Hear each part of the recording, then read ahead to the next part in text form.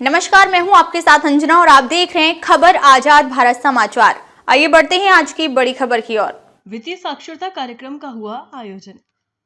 Amethi Gauriganj block क्षेत्र के पेंगा ग्राम में बुधवार को एक महत्वपूर्ण वित्तीय साक्षरता कैंप का आयोजन किया गया। जी हां, इस कैंप का आयोजन बैंक ऑफ बड़ौदा द्वारा नाबार्ड के सहयोग से क्रिस्टल फाउंडेशन के द्वारा किया गया। आपको बता दें, इस कैंप में किसानों और ग्रामीणों को विभिन्न वित्तीय योजनाओं के बारे में विस्तार से जानकारी दी गई। इनमें फसल बीमा, प्रधानमंत्री जीवन ज्योति बीमा, अटल पेंशन योजना, बचत खाता और स्वयं सहायता समूह जैसी महत्वपूर्ण योजनाएं शामिल थीं। कैंप का मुख्य उद्देश्य ग्रामीणों को वित्तीय सुरक्षा और जागरूकता के बारे में शिक्षित करना था, ताकि वे अपने वित्तीय भविष्य को सुरक्षित और सुदृढ़ बना सकें। ग्राम प्रधान वेद प्रकाश ने कैंप के आयोजन में महत्वपूर्ण भूमिका निभाई और ग्रामीणों को वित्तीय साक्षरता के महत्व के बारे में जागरूक किया। साथ ही CFL गौरीगंज की सेंटर मैनेजर गीता पांडे ने ग्रामीणों को विभिन्न वित्तीय योजनाओं के बारे में विस्तार से जानकारी दी। वित्तीय साक्षरता व्यक्तियों को वित्तीय निर्णय लेने की क्षमता प्रदान करती है, जिससे वे अपने वित्तीय संसाधनों का बेहतर उपयोग कर सकते हैं। इस दौरान ग्राम प्रधान वेद प्रकाश तथा CFL गौरीगंज के सेंटर मैनेजर गीता पांडे, सुरेंद्र चौधरी, अंकुर पांडे आदि लोग मौजूद रहे। जितने हमारे यहाँ पर भाई लोग आए हुए हैं सबको विशेष नमस्कार। आप सब लोग यहाँ कैंप तो कर ही रहे हैं। हमारी गीता मैम सबने आपको सब कुछ बता तो दिया ही होगा काफ़ी कुछ जो है।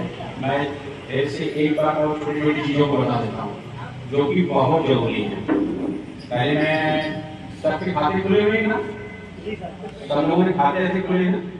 देखिए भाई, जिस किसी का खाता ना खुला, मैं आपसे फिर से रिक्वेस्ट कर रहा हूँ कि अगर आस-पास पड़ोस में सगे संबंधी जिस किसी का भी खाता ना खुला तो उसको कम से कम खाते उसके जरूर खुला दीजिए।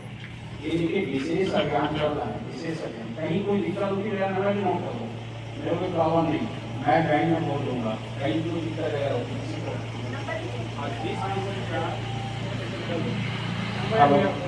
जिस किसी का खाता खुला हुआ है, ये देखिए आप लोगों को ध्यान होगा जब हमारे माननीय प्रधानमंत्री जो है सत्ता में आए थे 2014 में, तो उसमें जनधन खाते खोले गए।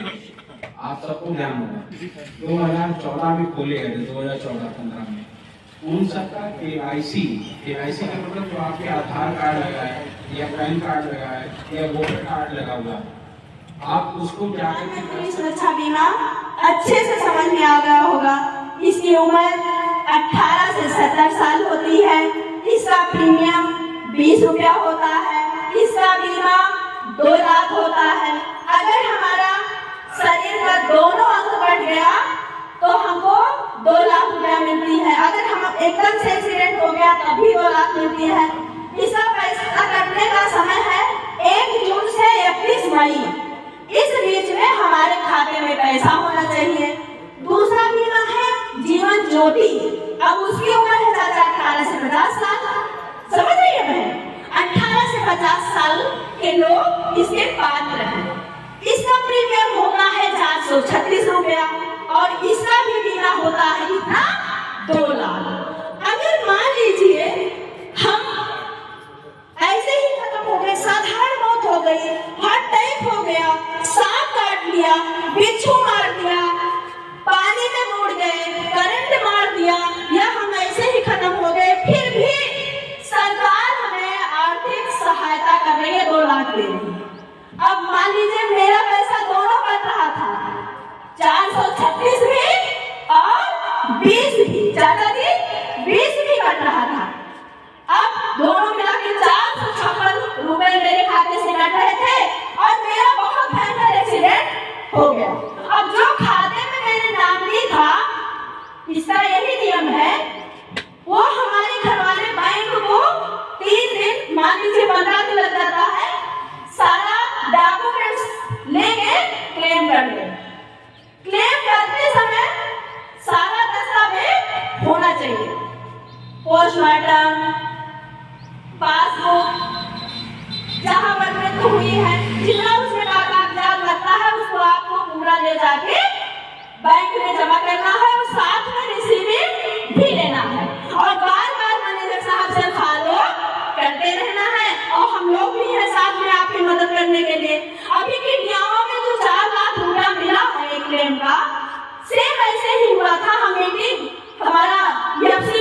था, एक बहन है, हमारा जो सेंटर चलता है जगदीशपुर में, वहाँ की वो बहन मीटिंग कर रही थी। उस मीटिंग में उनकी पत्नी खत्म हो गई थी और वो चाचा जी छुरी और लोटा लिए थे हाथ में, समझिएगा।